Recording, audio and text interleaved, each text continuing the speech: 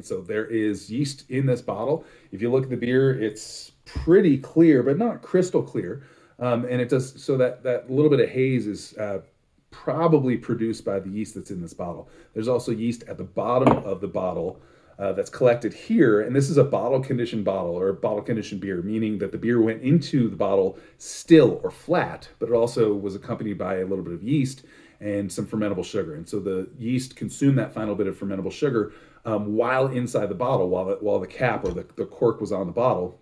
So it trapped in that gas. So it carbonates it inside the bottle. It also produces an extra layer of fermentation flavors. And so when you're using a yeast or featuring a yeast that produces interesting flavors of whether it's orange and lemon or pepper or a little bit of clove, things like that, then those extra flavors get produced and kept inside the bottle, kept inside that beer, and the beer gets imbued with an extra layer of fermentation aroma. So that's a really nice aspect.